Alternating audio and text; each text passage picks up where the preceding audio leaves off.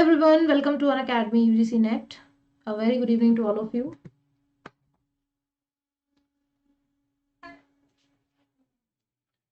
Hi guys, very good evening.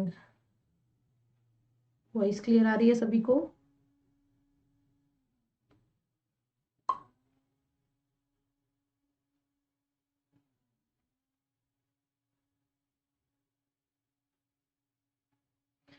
जल्दी से video को शेयर कर दें और हमारे साथ में आके आप सभी लोग जुड़ जाएं हमारी आज की सीरीज में। तो आज है डे 5, बिल्कुल चारों दिन की क्लासेस जिन्होंने नहीं लिए वो ले लें, क्योंकि हम 500 में से 100 क्वेश्चंस को कंप्लीट कर चुके हैं। अब रिमेनिंग जो 400 क्वेश्चंस है वो आगे की क्लासेस में चलेंगे। तो आज हो चुका है डे 5 और आज हम करने वाले हैं पूरे 25 क्वेश्चंस बिल्कुल समझते हुए, क्योंकि क्वेश्चंस का लेवल बहुत अच्छा है और आपके एग्जाम के लिए तो मैं मानती हूँ कि बहुत ही इंपॉर्टेंट है। ये वाले जो क्वेश्चंस हैं ये अगर कोई यूपीएससी की प्रिपरेशन कर रहा है तो उनके लिए भी हैं, क्योंकि क्वेश्चंस मैंने वहीं से लिए हैं। ये यूपीएससी के प्रीवियस ईयर क्वेश्चंस हैं जो आपके सिलेबस से कंप्लीटली मैच करते हैं, आपके क्वेश्चन के पैटर्न से कंप्लीटली मैच करते हैं। तो अगर एक उस तरह का माइंड डेवलप होता है क्वेश्चंस को कवर करने का, तो आपको बहुत हेल्प मिलेगी आपके एग्जाम में, क्योंकि सिलेबस सेम है, पैटर्न सेम है। तो चलिए शुरुआत करते हैं। और जो भी student for the first time आए हैं, मेरा नाम है कृतिका पारिक, मैं अकेडमी पर एजुकेटर हूँ और net paper 1 and paper 2 geography के लिए मैं यहाँ गाइड करती हूँ आपको। अब हम स्टार्ट करते हैं आज की अपनी क्लास को, जो कि है ज्योग्राफी की। वीडियो को जल्दी से शेयर कर दीजिए। Very good evening everyone. Shubhrata, Divya, Shailaja, Noor Singh, Praveen Kumar, good evening. So एक बार हम सब के साथ में स्टार्ट करते हैं आज के 25 क्वेश्चंस। 100 हम कर चुके हैं। प्लेलिस्ट में जाइएगा, वहां पे आपको सारी क्लासेस के लिंक मिल जाएंगे। सो गाइस, ये रहा आपका लिए आज का पहला सवाल। द फर्स्ट क्वेश्चन बताएं। Geological folds are undulation over waves in the stratified rock of the earth crust. They can be formed due to which above the statement is correct?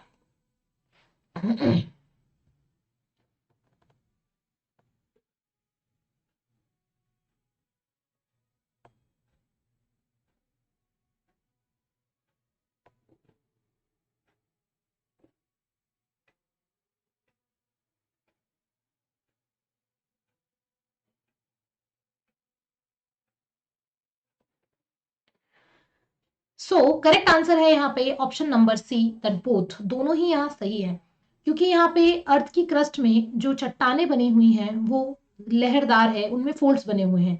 इसके पीछे दोस्तों वहां पे पड़ने वाला प्रेशर, टेम्परेचर, जिसमें pore pressure बहुत इंपॉर्टेंट होता है।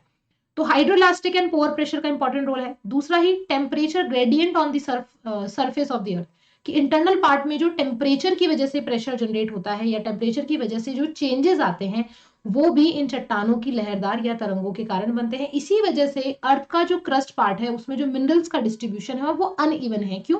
क्योंकि इंटरनल पार्ट में लगने वाले फोर्सेस भी अनइवन है और उनका रिजल्ट भी अनइवन है। So C is the right answer. Next question पे है, consider the following statement about rock formation. चट्टान के निर्माण के बारे में निम्न कथनों पे विचार करें। बताएं।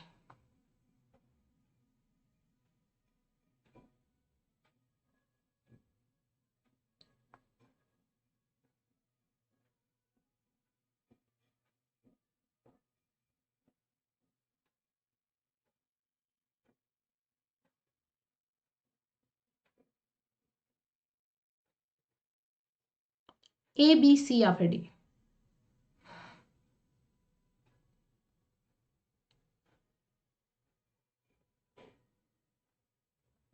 सी आंसर आप लोग दे रहे हैं, बिल्कुल C is the right answer. यहां पे बोला गया है कि magnetically susceptible minerals get align to the earth magnetic field during the period of rock formation. Obviously ऐसा होता है क्योंकि अर्थ के इंटरनल पार्ट में जो रॉक्स का फॉर्मेशन होता है ये जियो मैग्नेटिज्म की वजह से होता है। मैग्नेटिक रिस्पॉन्स का मतलब है कि खनिजों में जो खनिज पाए जाते हैं, यानी कि जो मैग्नेटिक फील्ड है वो जिस भी चट्टान में ज्यादा मात्रा में होता है उसकी एक्यूरेसी भी उतनी ज्यादा होती है। फॉर एग्जाम्पल सेडिमेंट्री रॉक है तो सेडिमेंट्री रॉक का जो मैग्नेटिक रिस्पॉन्स होता है वो बहुत लो होता है। वहीं दूसरी तरफ जो इग्नियस रॉक होता है उसका मैग्नेटिक रिस्पॉन्स कंपैरेटिवली बहुत हाई होता है। साथ ही साथ जो हाई प्रेशर वाले जगह के ऊपर जो मेटामार्फिक रॉक्स बनती हैं वो भी इंटरनल पार्ट में बनती हैं। इसी वजह से बनती हैं क्योंकि इंटरनल पार्ट में जो बेसिक कंडीशंस होती हैं मेटामॉर्फिक रॉक के फॉर्मेशन की, वो होती हैं प्रेशर एंड टेम्परेचर, जो कि इंटरनल पार्ट में एक अच्छे अमाउंट में पाया जाता है। तो इसी वजह से उसका सिमेट्रिकली डेवलपमेंट होता है। तो दोनों ऑप्शन यहाँ पे बिल्कुल करेक्ट है। नेक्स्ट क्वेश्चन है, the oldest rock in the world can be found in which of these reason?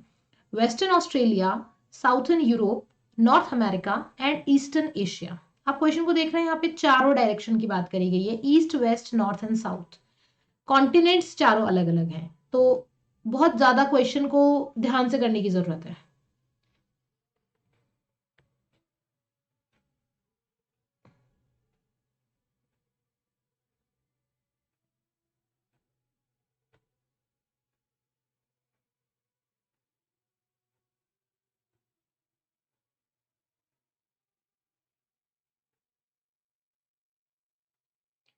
B answer आ रहा है। देखिए मैंने पहले ही बताया था कि क्वेश्चन तो फिर भी इजी है, लेकिन इसके ऑप्शन टफ है क्योंकि चार डायरेक्शन है और चारों डायरेक्शन के चार अलग अलग कॉन्टिनेंट्स हैं। The right answer is option number 8, it is called western Australia. आपको पता है कि हमारी अर्थ की जो एज है वो लगभग 4 बिलियन ईयर्स मानी गई है। तो अर्थ के फॉर्मेशन के लगभग 300 मिलियन ईयर्स के बाद में लगभग 4.3 बिलियन ईयर्स पे सबसे पहली चट्टान देखी गई थी, जो वेस्टर्न ऑस्ट्रेलिया में है, जिसके कहा जाता है कि ये जिरकॉन एज का ये माना जाता है, जो वेस्टर्न ऑस्ट्रेलिया की जैकी हिल्स में पाई जाती है। वहां की एक हिल्स है जिसका नाम है जैकी हिल्स, वहां पे ये पाई जाती है और ये दुनिया की सबसे पुरानी चट्टान है। तो ये तो एक बेसिक क्वेश्चन है, ये आपको याद रखना है। वेस्टर्न ऑस्ट्रेलिया इस हिस्से में ये पाई जाती है, 4.3 बिलियन पुरानी ये चट्टाने हैं। इंडिया की अगर अपन बात करते हैं तो आर्कियन ग्रुप ऑफ रॉक यहाँ पे सबसे पुराना है। Okay, next question, what are the differences between extrusive and intrusive rock? क्या अंतर है बहिर्वेधी और अंतर्वेधी चट्टानों में?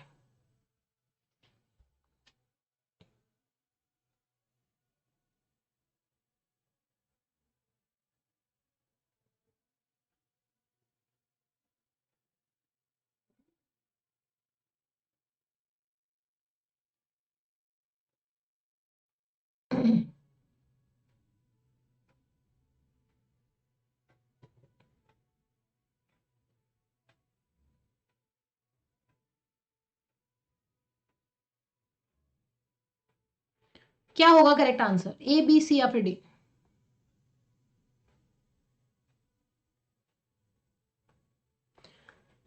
Okay, the right answer is, Rohit ने दिया है correct answer, option number A, that only option number 2। क्योंकि यहाँ पे एक बेसिक डिफरेंस ही पूछ रहा है, एक्सट्रूसिव एंड इंट्रूसिव दोनों ही आप जानते हैं कि इग्नियस रॉक के टाइप हैं। तो देखिए, जो इग्नियस चट्टान होती है, इग्नियस रॉक जिसे प्राइमरी रॉक भी कहा जाता है, और ये आग्नेय चट्टान कहलाती है क्योंकि आग से मिलकर बनती है। अब इग्नियस रॉक को उसके फॉर्मेशन के बेस पे, जिसका डिवाइडेशन किया गया है, इसके फॉर्मेशन के बेस पे किया गया है, और फॉर्मेशन के बेस पे इसको दो पार्ट्स में डिवाइड किया गया है। एक बनाई गई है इंट्रूसिव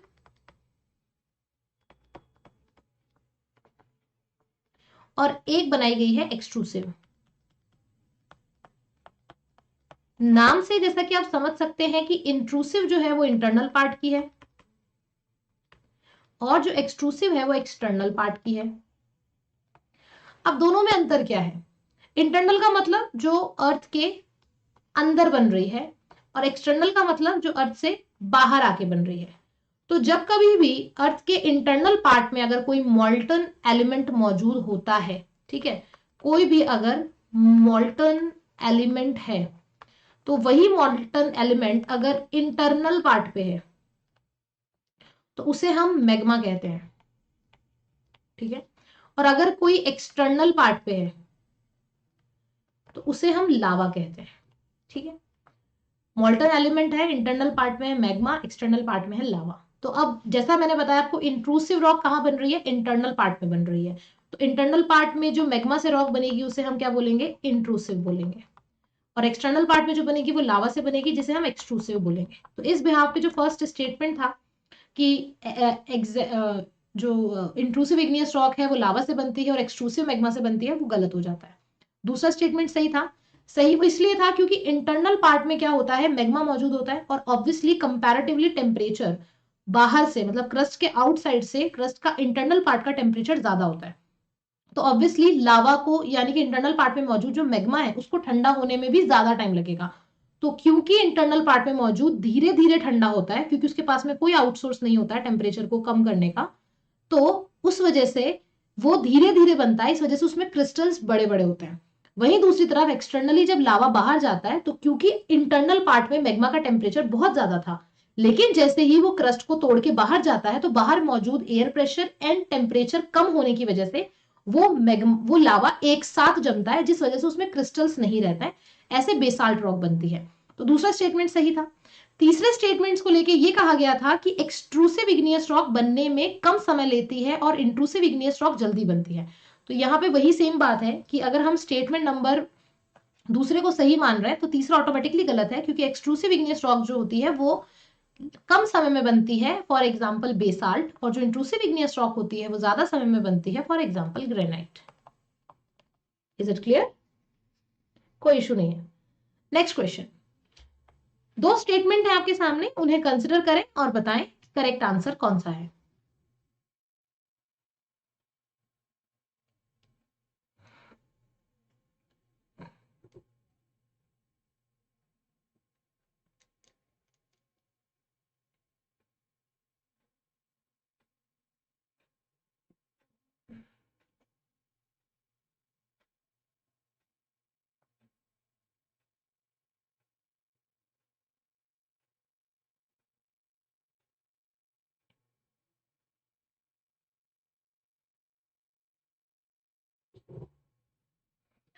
यहाँ पे करेक्ट आंसर होगा ऑप्शन नंबर सी, दोनों ही करेक्ट है, क्योंकि एक तरफ सवाल बना है इग्नियस एंड मेटामॉर्फिक रॉक से, दूसरी तरफ सवाल बना है सेडिमेंट्री रॉक से।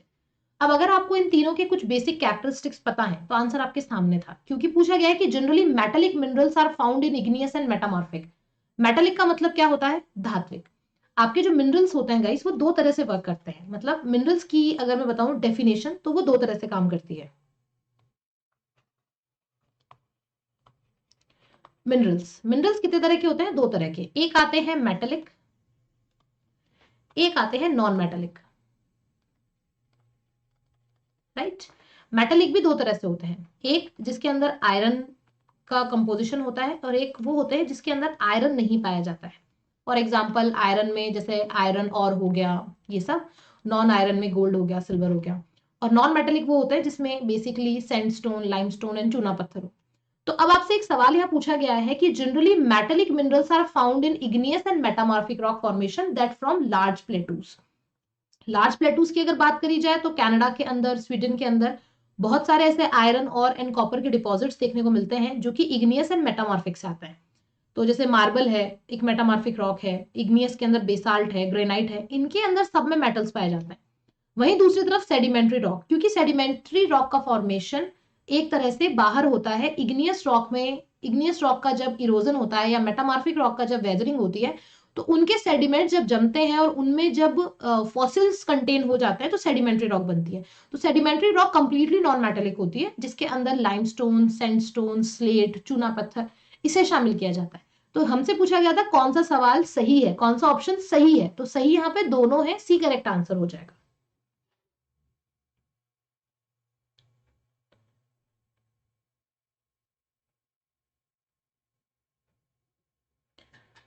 But ma'am young fold mountain में कहाँ पाए जाते हैं?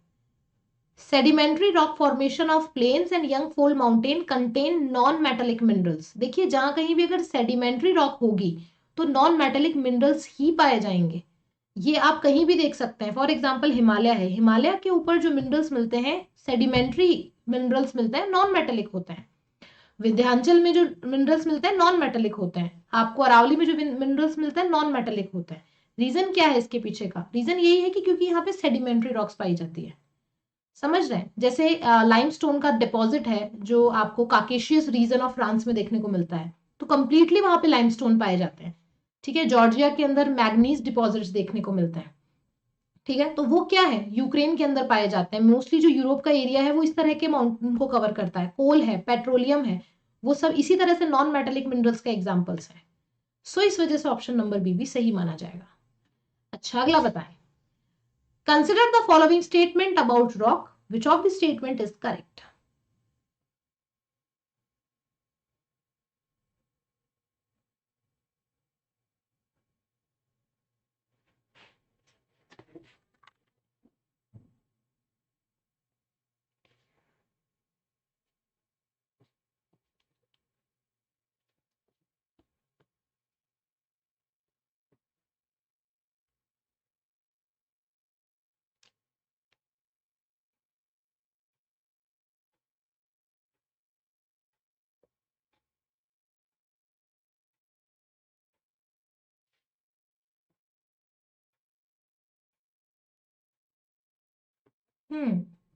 मिक्स आंसर दे रहे हैं, but correct answer option number A होगा। बी ए इसलिए नहीं होगा क्योंकि igneous rock are also called primary rock, क्योंकि ऑब्वियसली इग्नियस रॉक सबसे पहले अर्थ पे आती है। अर्थ पे आती है तो उससे बनने वाली जो रॉक होगी वो प्राइमरी रॉक कहलाएगी। तो पहला स्टेटमेंट करेक्ट है। कंफ्यूजन था यहाँ पे सेकंड एंड थर्ड में। तो सेकंड स्टेटमेंट ये कहता है कि igneous and sedimentary rock can change into metamorphic rock under the great heat and pressure. So obviously metamorphic rock अपने आप में क्या है? कायांतरण, मतलब कि कोई भी एक वस्तु का काया के अंदर अंतर आ गया। काया का मतलब होता है उसकी बॉडी स्ट्रक्चर और उसकी बॉडी के जो कंपोजिशन था उसमें चेंजेस आ गया है। तो जैसे मान लीजिए कि जैसे चूना पत्थर है, या मान लीजिए कि कोई सैंडस्टोन है। सैंडस्टोन का कायांतरण होता है। जैसे कोयला है, कोयला एक तरह से हम सभी जानते हैं कि कोयले की क्या वैल्यू है आज की डेट में। एक कोयला खरीदने जाओगे बहुत सस्ती रेट में मिल जाएगा, लेकिन इस कोयले का ही जब कायांतरण होता है तो वही डायमंड में कन्वर्ट होता है। तो diamond is a metamorphic rock and coal is a sedimentary rock.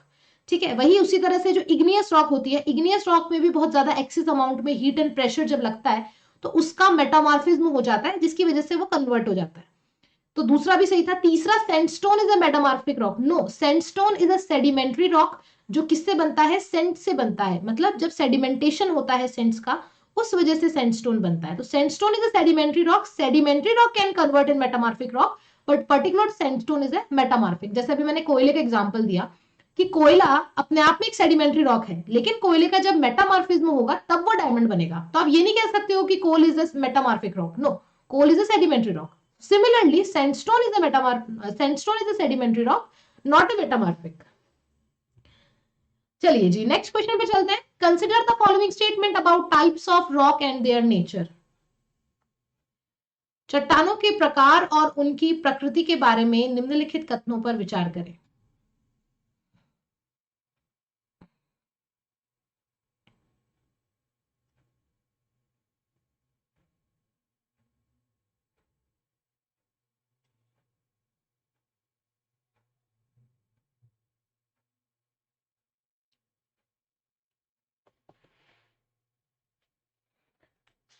काफी जल्दी आंसर दे दिया है वैसे सबने, और करेक्ट भी दिया है। C is the right answer.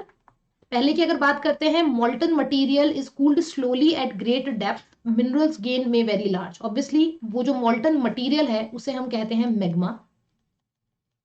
Cooled slowly at great depth, that means internal part of crust, जहां पे टेम्परेचर कंपैरेटिवली हाई है और कोई सोर्स नहीं है टेम्परेचर को कम करने का। Minerals gain may be very large, इसमें क्रिस्टल्स इसके बड़े रह जाते हैं जैसे कि ग्रेनाइट। तो पहला सही है। दूसरा, sedimentary rock can B formed organically also. देखिए, सेडिमेंट्री रॉक का जो फॉर्मेशन होता है वो मैकेनिकली भी होता है, ऑर्गेनिकली भी होता है और केमिकली भी होता है। जैसे कॉन्ग्लोमेरेट्स है, आपके सैंडस्टोन है, ये मैकेनिकली बनते हैं। ऑर्गेनिकली अगर अपन बात करते हैं तो चाक है, कोल है, पेट्रोल है, ये ऑर्गेनिकली बनते हैं। और वहीं अगर केमिकली बात करते हैं तो लाइमस्टोन है, वो केमिकली बनता है।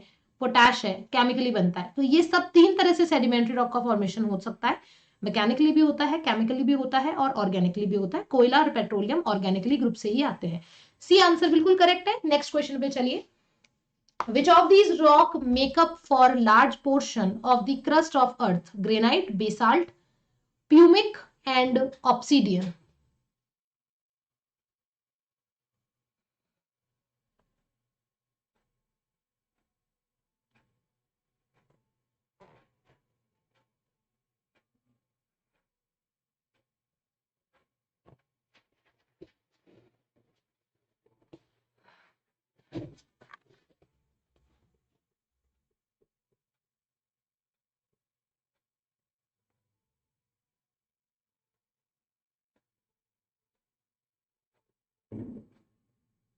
एक ऑप्शन बताइए।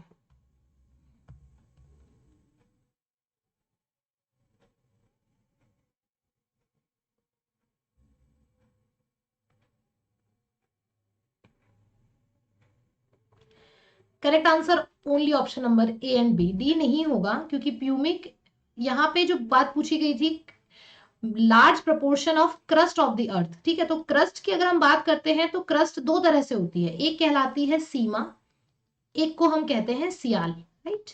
सीमा means ocean crust and sial means continental crust, okay.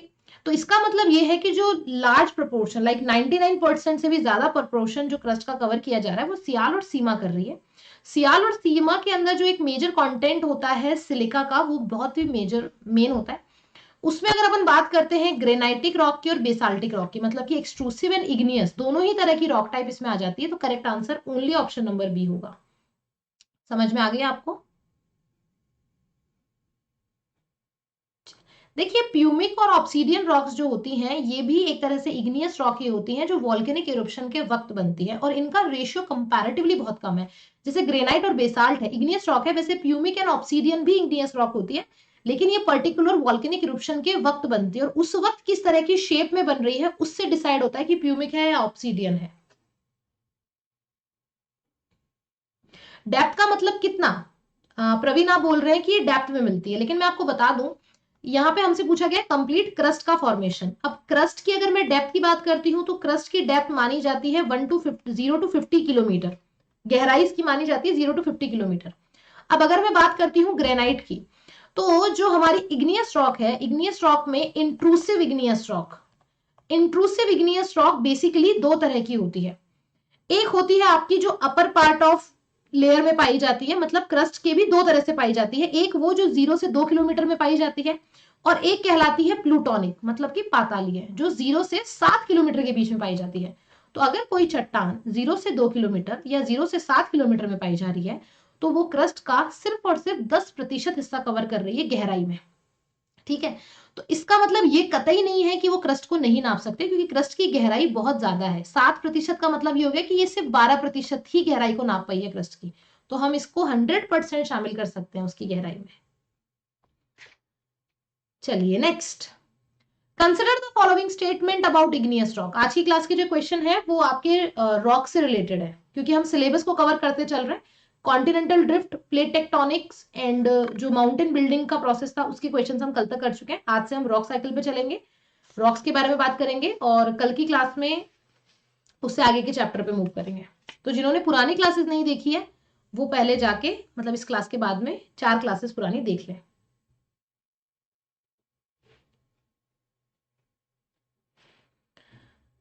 चलिए जो बताइए।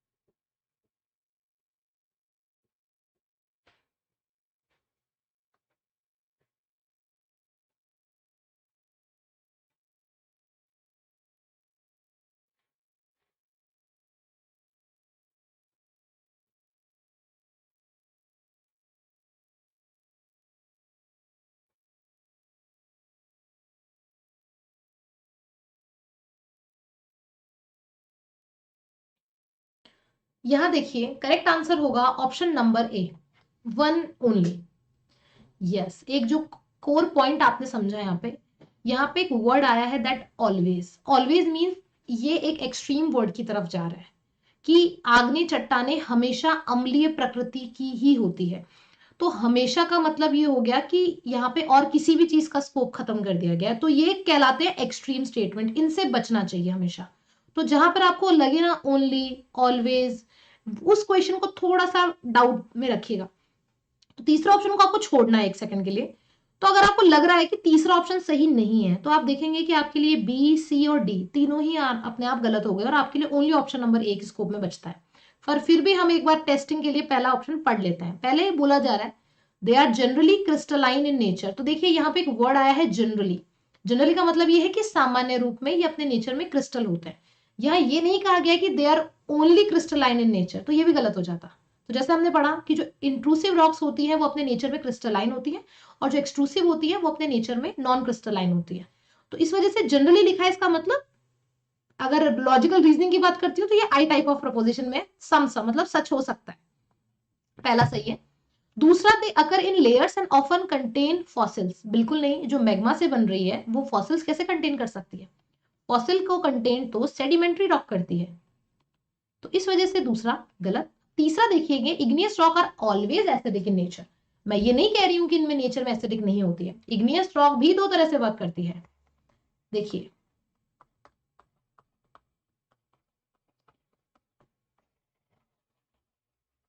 इग्नियस रॉक का अगर नेचर देखा जाए तो नेचर वाइज ये दो तरह से काम करती है, एक कहलाती है एसिडिक और एक कहलाती है बेसिक, राइट। एसिडिक का मतलब क्या? एसिडिक ये कि वो चट्टान जिसमें सिलिका कंटेंट 65% से अबव होता है वो एसिडिक में आता है, फॉर एग्जांपल ग्रेनाइट। और वहीं दूसरी तरफ जिसमें सिलिका कंटेंट 50% से कम होता है, लेस देन 55% होता है सिलिका कंटेंट, वो आपके आती है बेसिक नेचर में, फॉर एग्जांपल बेसाल्ट। ठीक है, तो ये एसिडिक भी हो सकती है और बेसिक भी हो सकती है। जो चट्टान जितनी ज्यादा एसिडिक होती है वो उतनी ही सॉलिड होती है, और जो जितनी बेसिक होती है वो उतनी ही पतली होती है, और उसी से प्लेटू बनता है, क्योंकि बेसिक चट्टान है, सिलिका कंटेंट नहीं है, एसिडिक नहीं है, तो पतली है, पतली होने की वजह से लावा का फ्लो दूर तक जाता है और उसी की वजह से प्लेटू रीजन्स बनता है। और ऐसे में जहां एसिडिक कंटेंट ज्यादा होता है, लावा एक जगह पे इकट्ठा रहता है जिससे लावा डोम बनता है, जिसे हम लावा शंकु कहते हैं या लावा गुंबद कहते हैं। ओके, चलिए जी नेक्स्ट क्वेश्चन पे चलते हैं। Which of these rock formation of plain and young fold are most likely to contain non-metallic minerals? मैदानी और युवा तह की इन चट्टानों में से किसमें गैर धात्विक खनिज की संभावना सबसे अधिक है?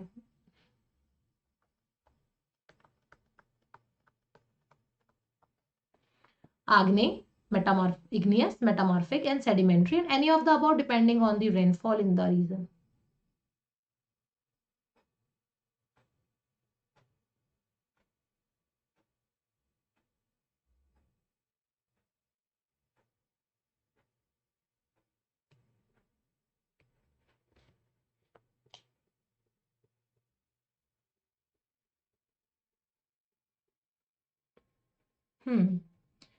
वेरी गुड, ऑप्शन नंबर सी।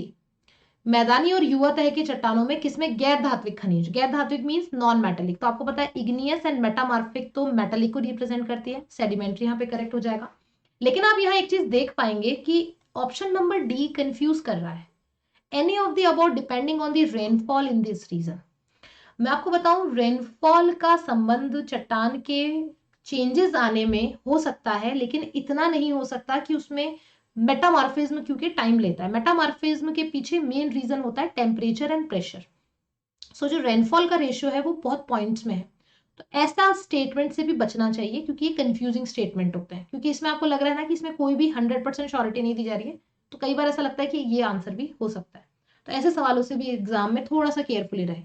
अगला है fossils of ancient living things are best preserved in, प्राचीन जीवों के जीवाश्म सर्वोत्तम रूप से किसमें संरक्षित किए जाते हैं? इजी क्वेश्चन है।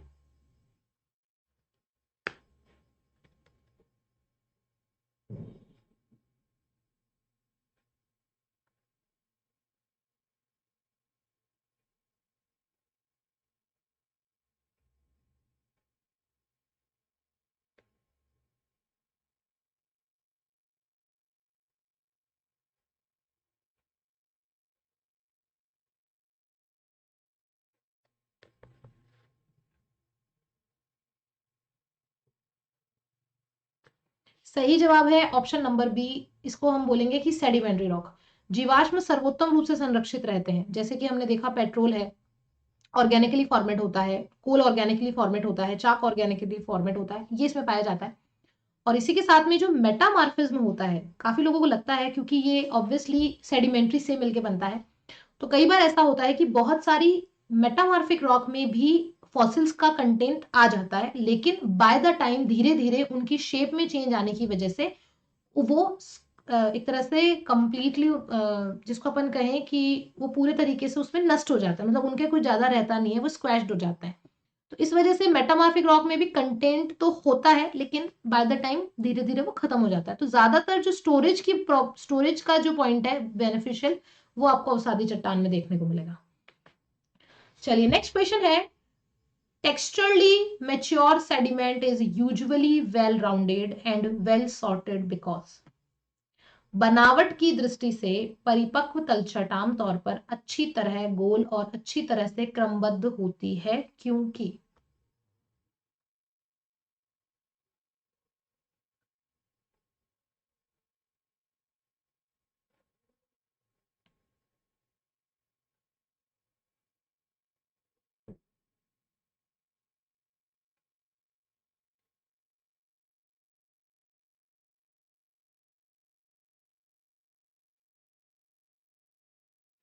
सी आंसर आप दे रहे हैं, करेक्ट है।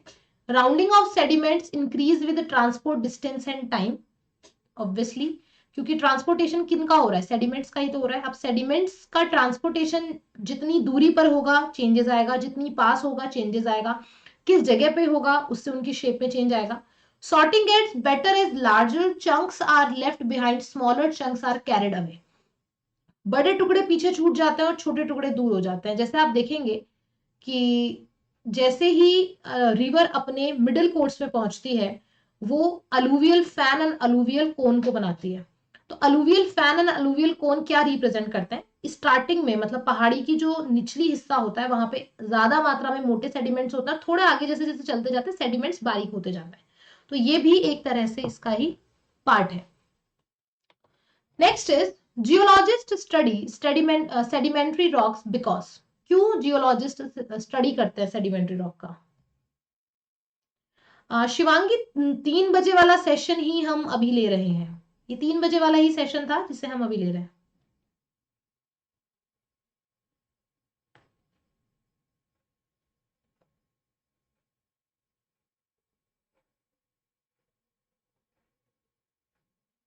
आप में से जो मेरी 4 बजे वाली क्लास नहीं ले रहा है, पहले वो भी ध्यान दे लें, क्योंकि 4 बजे भी हम एमसीक्यूज करते हैं, लेकिन वो ऐप पे होते हैं। ऐप पे एब्सोल्युटली फ्री क्लास हो रही है मेरी।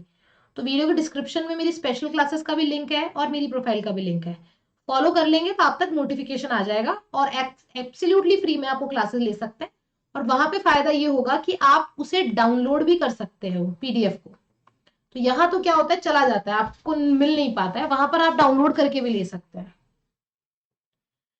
सो आंसर आप बता रहे हैं इसका option number D, that all of the above. First of all की अर्थ की हिस्ट्री जानने में मदद करती है क्योंकि फॉसिल कंटेंट करती है, और इसके अंदर इंपॉर्टेंट मिनरल्स हो सकते हैं। आज जो हमारी लाइफ चल रही है, एनर्जी रिसोर्सेज जो हमारे पास में है लाइक कोल, पेट्रोल, नेचुरल गैस, वो सब सेडिमेंट्री रॉक के पीछे है। दे में contain fossil providing A history of life including human evolution. हम कहते हैं ह्यूमन का इवोल्यूशन अब हुआ था, अर्थ की एज ये है, तो वो चट्टानों से पता चलता है। तीनों ही पॉइंट अपने आप में करेक्ट है। Next is sedimentary rock can be directly formed from which of the following. अवसादी चट्टानें निम्नलिखित में से किस से सीधे बन सकती है।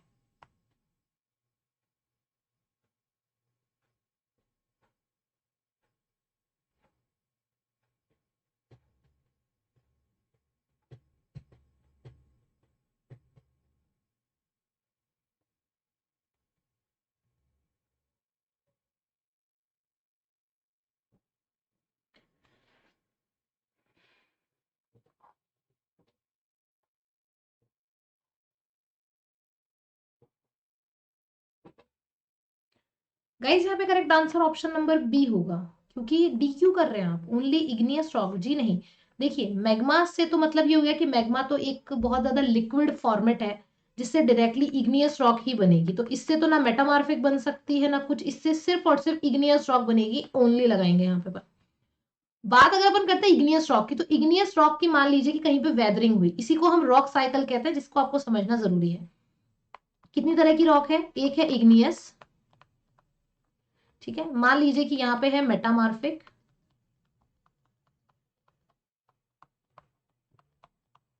और यहाँ है सेडिमेंट्री,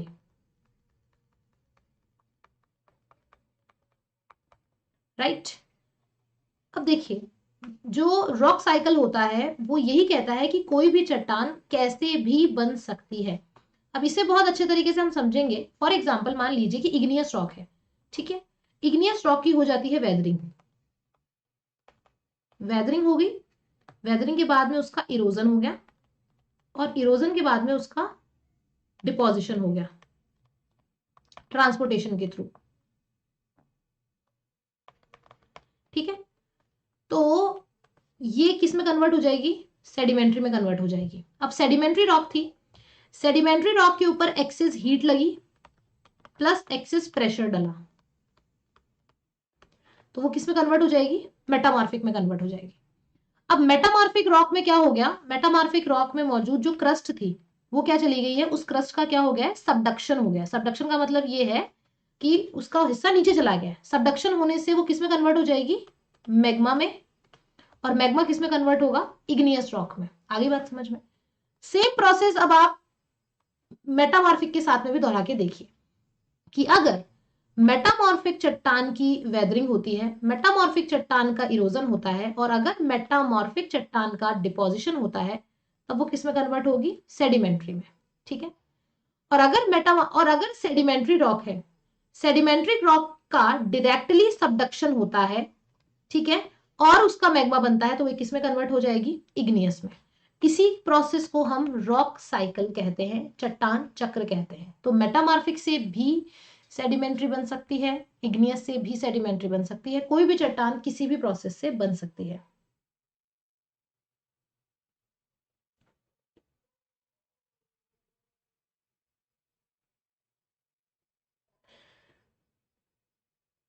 मैग्मा से इग्नियस रॉक बनती है ना, मैग्मा से जो इग्नियस रॉक बनती है वो इंट्रूसिव इग्नियस रॉक होती है,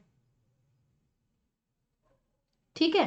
इग्नियस रॉक बनी, ठीक है, और मान लीजिए कि मैग्मा, और अगर मैं इसमें लावा भी जोड़ दूं कि वो बाहर आ गया लावा, तो इससे इग्नियस रॉक बनी, फिर उसकी वेदरिंग हो गई, वेदरिंग से उसका इरोजन हो गया। अभी क्लियर है।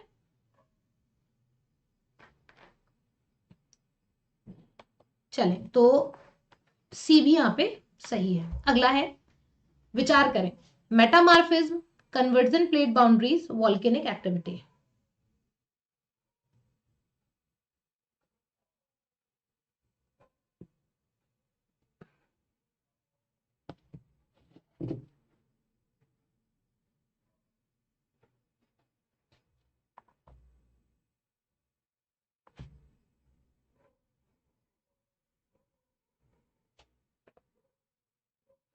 Which of the following rock is often associated with the above?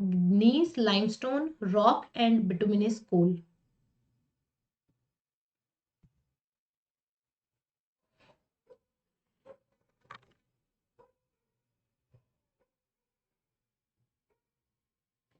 Answer बहुत ही क्लियर है। हमसे बहुत सिंपल सा क्वेश्चन ये पूछा गया है कि तीन स्टेटमेंट है, एक मेटामॉर्फिक है, एक कन्वर्जन प्लेट बाउंड्री है, और एक वॉल्केनिक एक्टिविटी है। अब आपको इन चार में से उसका नाम बताना है जो इन तीनों से एसोसिएट करता है। तो या तो आपको पता होना चाहिए कौन करता है, या आपको ये पता होना चाहिए कि कौन सा कर ही नहीं सकता है। तो दूसरे तरीके से आपको आंसर ज्यादा अच्छे से मिलेगा, और इसका सही जवाब होगा ऑप्शन नंबर ए। क्यों, क्योंकि जो रॉक साल्ट है एक सेडिमेंट्री टाइप का चट्टान है, लाइमस्टोन सेडिमेंट्री चट्टान है, एंड बिटुमिनस सेडिमेंट्री चट्टान है, और सेडिमेंट्री चट्टान का वॉल्केनिक एक्टिविटी से कोई लेना देना नहीं है। तो क्योंकि हमसे तीनों पॉइंट्स पूछे गए थे, तो इस वजह से थर्ड नंबर के पॉइंट पे ये डिफिट खा रहा है। तो हमारे लिए बी, डी और सी गलत है। नीस हमारे लिए एक करेक्ट एक्सप्लेनेशन होगा इन तीनों की। तो सही जवाब होगा ऑप्शन नंबर ए। अगला है, metamorphic rocks are formed due to, रूपांतरित चट्टान का निर्माण किसके कारण होता है।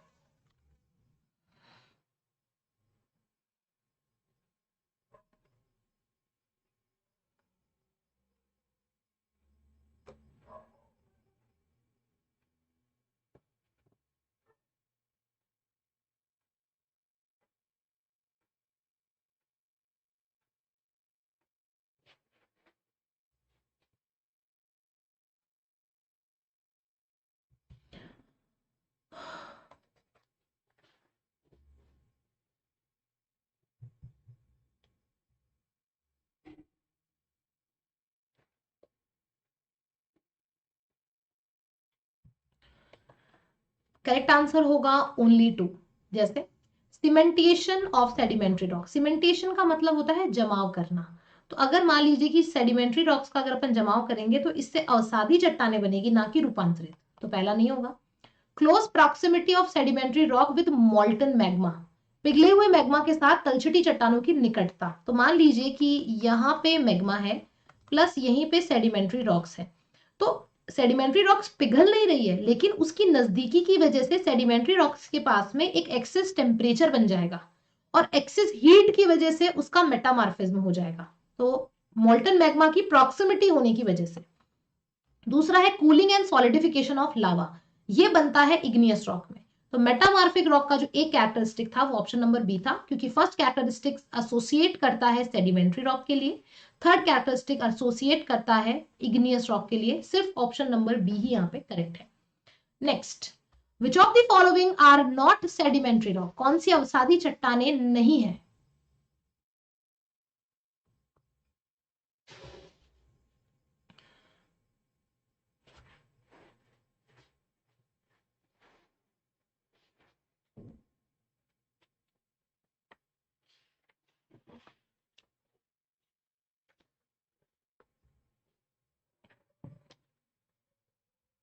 वेरी इजी गाइस, इसमें तो इतना टाइम लगना ही नहीं चाहिए था।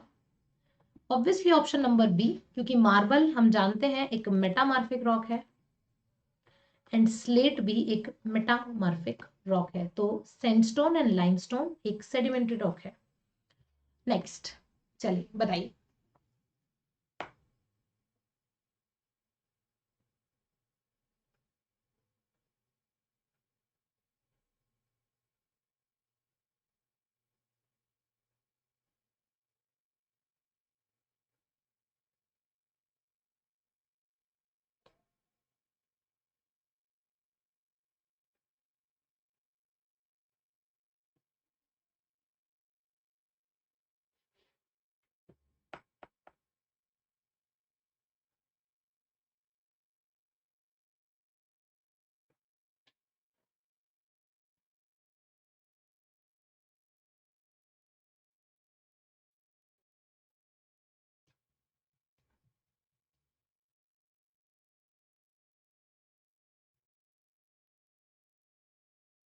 सवाल अगर समझ गए हो तब तो आंसर कर दोगे।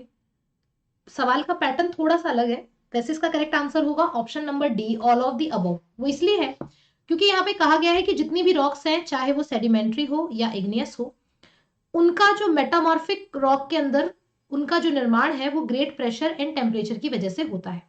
तो इसी मैनर्स में उन्होंने क्या बोला कि एक तरफ उन्होंने रख दी रॉक और उसका मेटामॉर्फिज्म बताया है। जैसे क्ले है, क्ले एक सेडिमेंट्री रॉक है लेकिन वो स्लेट में कन्वर्ट होती है।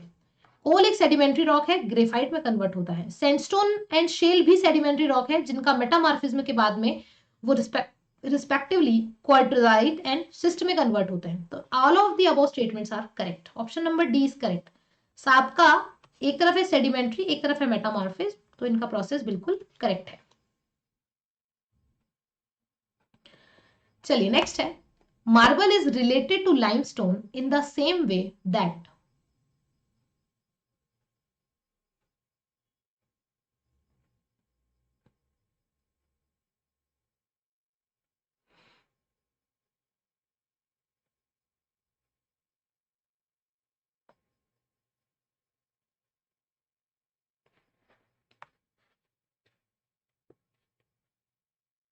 ऐसा जरूरी नहीं है रोहित, कोल्ड से डायमंड भी बन सकता है, लेकिन जरूरी नहीं है कि कोल्ड से डायमंड ही बने। जैसे वीट होता है, वीट से आप ब्रेड भी बना सकते हैं तो रोटी भी बना सकते हो, तो वैसे ही कोल का जो मेटामॉर्फिज्म होता है उससे डायमंड भी बनता है तो और एलिमेंट्स भी बनते हैं।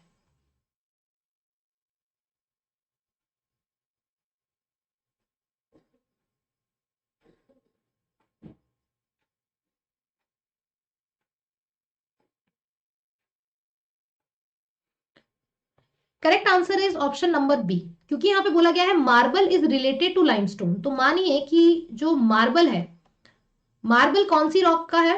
मार्बल है मेटामॉर्फिक, किसमें कन्वर्ट हो रहा है? लाइमस्टोन में। लाइमस्टोन है सेडिमेंट्री, तो हमें मेटामार्फिक टू सेडिमेंट्री में कन्वर्ट होने वाली रॉक का पेयर चूज करना है। अब मैं बोलती हूँ बेसाल्ट, तो बेसाल्ट शब्द सुनते ही मुझे इग्नियस रॉक याद आ जाती है, तो इसलिए मेरे लिए ऑप्शन कट है। शेल स्लेट जब मैं देखती हूँ तो स्लेट एक सेडिमेंट्री रॉक है, slate is related to shale, sorry slate एक मेटामार्फिक रॉक है और जो शेल है वो एक सेडिमेंट्री रॉक है, तो इसे हम ऑप्शन में रखेंगे। ग्रेवल सेडिमेंट्री रॉक है, नीस मेटामार्फिक रॉक है, तो gneiss is related to marble, ये तो एक तरह से मेटामार्फिक टू मेटामार्फिक है। Gravel is related to siltstone, sedimentary to sedimentary है। Basalt is related to granite, igneous to igneous है। हमसे पूछा गया था मेटामार्फिक टू सेडिमेंट्री, तो बचता है only option number B. Next है metamorphic rock are formed by increased, easy one, बहुत ही इजी सवाल है।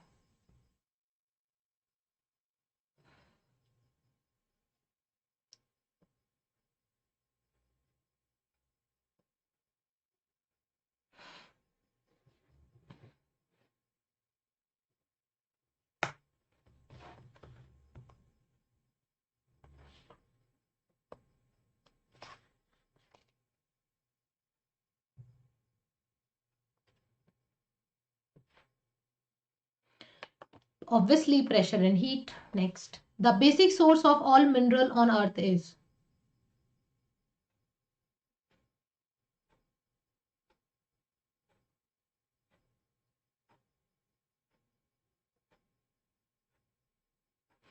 obviously option number C, magma, because magma से ही प्राइमरी रॉक बनती है और प्राइमरी रॉक से रॉक साइकिल स्टार्ट होता है। The major characteristics of Archean rock system is that,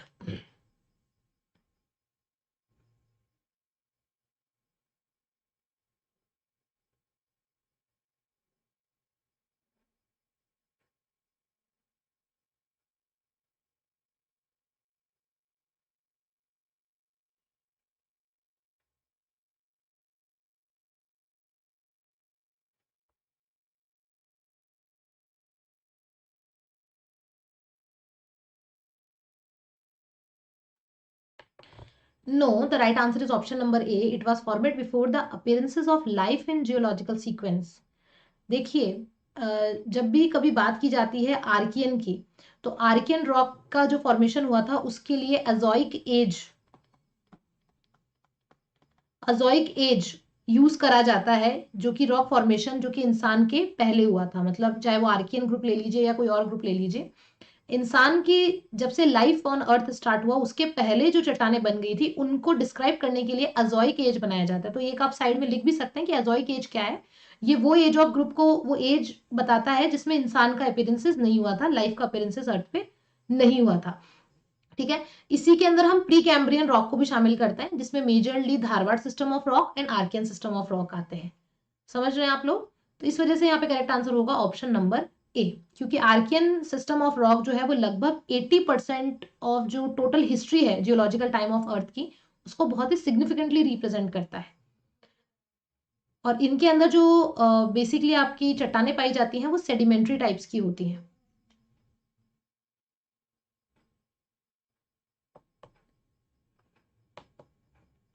next is consider the following about the rock system of India.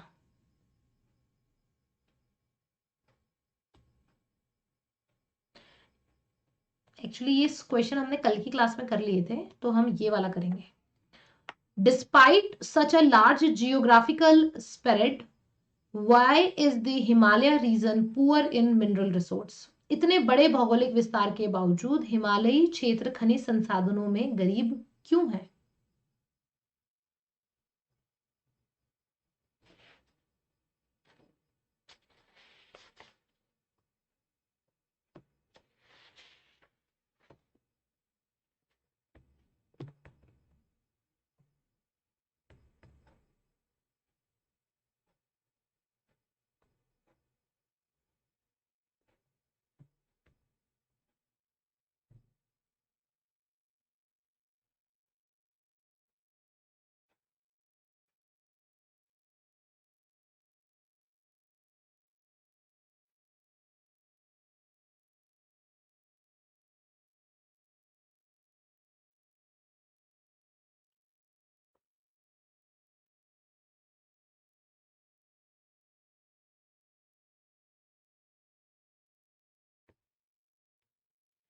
देखिए correct answer यहाँ होगा ऑप्शन नंबर बी। ऐसा इसलिए है क्योंकि हमसे यहाँ पे पूछा गया है हिमालय जोन के बारे में। तो आप क्वेश्चन की डिमांड देखेंगे तो ये बोल रहे हैं कि why is the Himalaya region poor in mineral resource. तो दो तरह की बातें होती हैं। जैसे आप मानिए कि आपके घर में एक तिजोरी है और उस तिजोरी में बहुत सारा पैसा, ज्वेलरी, बहुत कुछ पड़ा है, लेकिन उस तिजोरी की चाबी आपके पास में नहीं है। और जिस घर में वो तिजोरी है, अब ये कहा जाए दो बातें हैं। पहला तो ये कि क्या जिस घर में वो तिजोरी रखी हुई है वो घर गरीब हो सकता है? तो आप बोलेंगे ऑब्वियसली नहीं।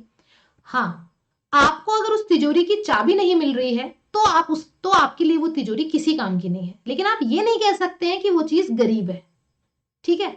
तो उसी तरह से हिमालय रीजन के बारे में या ये पूछना कि region poor in mineral resource, Himalaya region is not poor in mineral resource, terrain is undulating, ये एक रीजन है। The climatic condition are adverse, इसकी वजह से वहां पे ज्यादा एक्सप्लोर नहीं हो पा रहा है, बट इसलिए वो गलत नहीं है। तो यहाँ पे हिमालय रीजन इज नॉट, हम ये नहीं कह सकते हैं कि इसकी वजह से ये पुअर है, पुअर नहीं है, सिर्फ हमारी अप्रोच नहीं है। तो इस वजह से ए और सी को तो हम वैल्यू देंगे ही नहीं। डी ऑप्शन जहां आता है, it is made up of crystalline rock which do not hold mineral resource anywhere in India.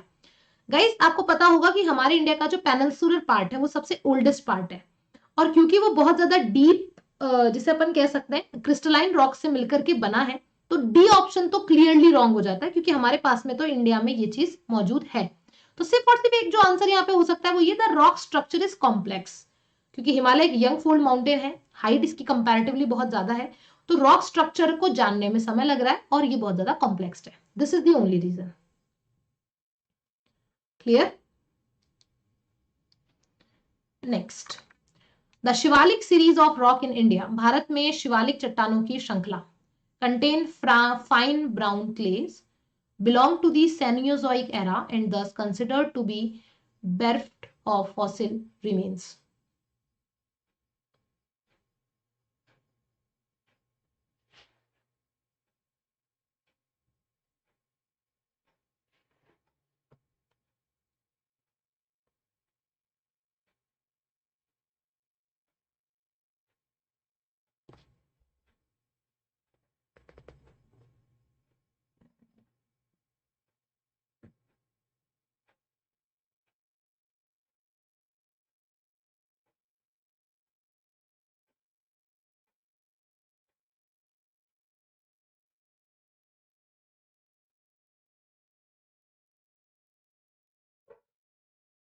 बताइए।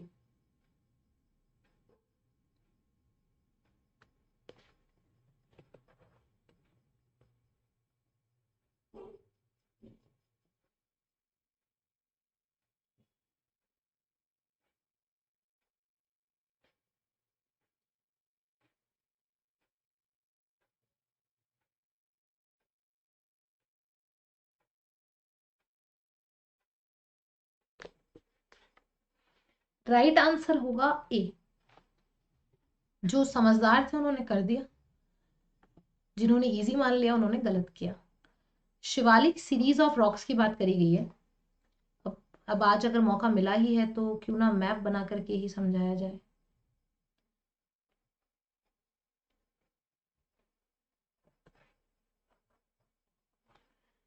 एज यू नो कि हिमालय की जो शिवालिक सीरीज है उसकी शुरुआत वैसे तो पाकिस्तान से होती है, लेकिन वही जम्मू कश्मीर से स्टार्ट हो जाती है और लगभग लगभग पंजाब बॉर्डर तक ये चलती है। तो इसे हम नाम दे सकते हैं शिवालिक। राइट। अब शिवालिक के लिए तो सबसे पहले यहाँ पे एक बात कही गई थी, वो बात ये थी कि यहाँ पे क्या पाई जाती है, ब्राउन क्लेस पाई जाती है। अब जो क्ले का संबंध है, क्ले ये कौन सी जगह आपको देखने को मिलेगी? ऑब्वियसली जहाँ पे रिवर होगी।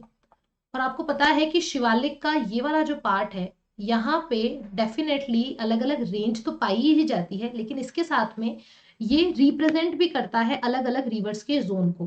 फॉर एग्जाम्पल, जैसे यहाँ से चिनाब रिवर है, रावी रिवर है, झेलम रिवर है। ठीक है। तो चिनाब हो गया, रावी हो गया, झेलम हो गया। तो इस वजह से, क्योंकि यहाँ पे आसपास के इलाकों में बहती है, तो इस वजह से फाइन क्ले का मिलना कंपलसरी है। लेकिन जो दूसरी बात यहाँ पे कही गई कि ये अपने आप में ये वाला जो एरा है ये सेनियोजोइक एरा को रिप्रेजेंट करता है। ऑब्वियसली ये सेनियोजोइक को रिप्रेजेंट करता है और ये मिडिल मायोसिन, प्लियोसिन एंड प्लीस्टोसिन पे आता है। प्लीस्टोसिन का मतलब ये है कि आज से लगभग 20 लाख ईयर्स अगो या फिर 2 मिलियन ईयर्स पहले था। और 2 मिलियन ईयर्स पहले एक वो टाइम था जिसमें अर्थ के सबसे लास्ट जो मैमल्स एंड रेप्टाइल्स थे उनके अवशेष सबसे ज्यादा मात्रा में पाए जाते हैं। तो ये कहना कि belongs to the cenozoic era it is completely true but this considered to be benefit of fossil remains, obviously not. इसमें सबसे ज्यादा हाई अमाउंट ऑफ फॉसिल्स पाए जाते थे क्योंकि ये एरा ही ऐसा था और इसी एरे में जो मैमल्स थे, रिमेन्स जो स्तनधारी बचे हुए थे, उनके अवशेष यहीं पे पाए जाते हैं। तो इस वजह से दूसरा गलत है, पहला ऑप्शन यहाँ पे करेक्ट है। ठीक है जी, ओके। ये लास्ट है। In India rocks of which of the following region was formed the earliest? Khasi, lower Shivalik, Indo Gangetic plain and Deccan trap. किस क्षेत्र की चट्टान का निर्माण सबसे पहले हुआ था?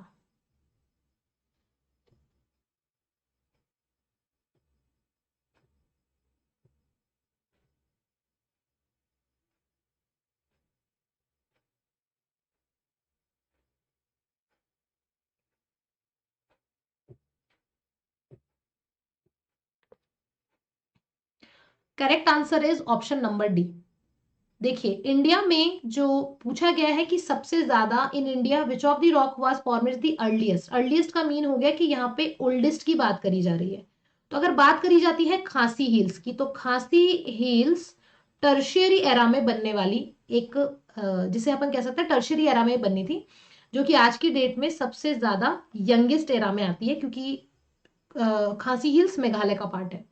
लोअर शिवालिक प्लीस्टोसीन एरा में बनता है जो कि 2 मिलियन ईयर्स पहले बना था।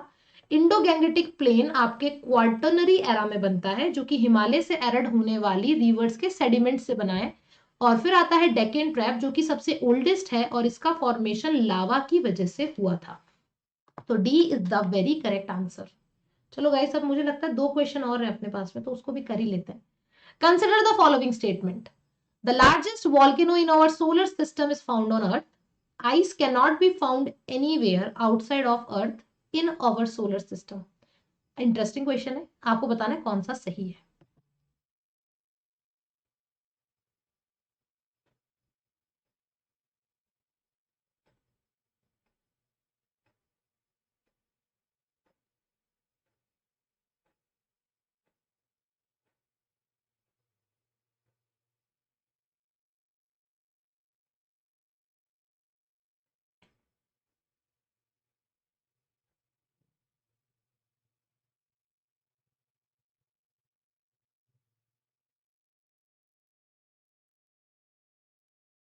क्या बात है, सब लोग आंसर ऑप्शन नंबर डी दे रहे हैं और वो बिल्कुल ऑप्शन भी सही है।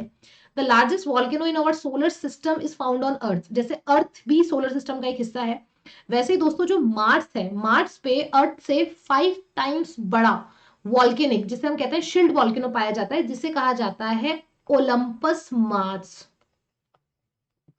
सॉरी ओलंपस मोन्स इसे कहा जाता है। ये बहुत बड़ा है, इसकी अगर हाइट देखी जाए तो ये माउंट एवरेस्ट से 5 टाइम बड़ा है और 500 किलोमीटर का ये डियामीटर तय करता है। तो पहला गलत हो गया। Ice can not found anywhere outside of earth, बिल्कुल नहीं, आइस भी है। और आइस कहाँ होगी? जहां पानी होगा। तो पानी भी है, आइस भी है, और ये आपको मरकरी, मरकरी के नॉर्थ पोल पर ये पाया गया है। तो इस वजह से दोनों ही स्टेटमेंट यहाँ पे गलत हो जा रहे हैं। चलिए, ये क्वेश्चन तो खत्म होने नहीं हो रहा है, अब अपन करेंगे हमारे कल की क्लास में। आज की क्लास के लिए इतना ही। सभी दोस्तों का बहुत बहुत धन्यवाद। कल हमारी क्लास होगी दोपहर को 3 बजे, 3 PM पे हमारी क्लास होगी जो कि है यूट्यूब, ठीक है। और फिर उसके जस्ट बाद में 4 PM को हमारी नेक्स्ट क्लास होगी जो कि है स्पेशल। स्पेशल क्लास होती है अनअकैडमी लर्निंग ऐप पे, कंप्लीटली फ्री क्लास है। अब इस फ्री क्लास में आपको क्या कराना है? एनरोल कराना है। अब एनरोल कैसे कराएं? कराने के लिए करना कुछ नहीं है, अनअकैडमी लर्निंग ऐप डाउनलोड करना है। इंस्टॉल करा, इंस्टॉल करके लॉगिन करेंगे अपना मोबाइल नंबर या ईमेल एड्रेस डाल के। फिर आपको माई गोल्स पे जाना है कि आपका मतलब क्या है, किसकी तैयारी करना चाहते हैं आप। तो आपको NTA UGC नेट की तैयारी करनी है। NTA UGC नेट आपको डालना है वहाँ पे गोल्स में जाके, और उसके बाद में आपको सीधा मेरी प्रोफाइल को सर्च करना है, कृतिका पारिक नाम से। कुछ ऐसी प्रोफाइल मेरी वहाँ पे आ जाएगी। और आपको मुझे वहां से सीधा फॉलो कर लेना है। फॉलो करने से होगा ये कि जो भी मेरी क्लासेस चल रही हैं, फॉर एग्जाम्पल अभी मेरी ज्योग्राफी की 500 एमसीक्यू सीरीज चल रही है और इसका अभी हो चुके हैं हमारे 19 दिन कंप्लीट हो चुके हैं, कल 20वां दिन है। तो आप इसमें एनरोल करा लें। एनरोल कराने के लिए आपको क्या करना पड़ेगा, इनवाइट कोड लगाना पड़ेगा। इनवाइट कोड आपका रहेगा UGC10। जैसे ही इस इनवाइट कोड को लगाएंगे आपकी क्लासेस ऑटोमेटिकली एनरोल्ड हो जाएगी और आपको 1 रुपया नहीं देना है। और अगर आप अनअकैडमी सब्सक्रिप्शन लेना चाहते हैं दोस्तों, तो परसों से हमारी नई यूनिट रीजनल प्लानिंग स्टार्ट हो रही है प्लस के ऊपर, तो इसका हिस्सा तो आपको बनना चाहिए। तो रीजनल प्लानिंग के लिए आप 12 महीने का सब्सक्रिप्शन ले सकते हैं और उसके लिए भी आप रेफरल कोड UGC10 अगर लगाएंगे तो आपको फ्लैट 10% ऑफ या मैक्सिमम एप्लीकेबल ऑफ आपको मिल जाएगा। सब्सक्रिप्शन आप EMI पर ले सकते हैं। सब्सक्रिप्शन आप कैसे भी पैटर्न से ले सकते हैं, क्रेडिट कार्ड है, डेबिट कार्ड है, जो भी आपको सूट करता है विदाउट एनी इंटरेस्ट। और आप क्रेडिट स्कोर से भी 5% ऑफ ले सकते हो। तो इतना कुछ मैंने आपको डिटेल दी है, तो जल्दी से जाइए अनअकैडमी लर्निंग ऐप पे फॉलो करिए। और अनअकैडमी का कोई भी कैसा भी सब्सक्रिप्शन हो, एकमात्र रेफरल कोड याद रखना है UGC10 to get instant maximum off on your subscription. ये अनअकैडमी का ऑफिशियल टेलीग्राम है, इससे फॉलो कर लीजिए। साथ ही साथ थैंक यू वेरी मच आज की क्लास के लिए। आई होप आपको क्लास अच्छी लगी होगी। कल हम मिलते हैं आगे के क्वेश्चन के लिए। सो फाइनली आज हमने 125 क्वेश्चंस कवर कर लिए हैं आउट ऑफ 500। इसी स्पीड से अगर चलेंगे तो बहुत कुछ अच्छे से समझ में आएगा और इंटरेस्ट के साथ में पढ़ाई होगी। Thank you, take care, good night.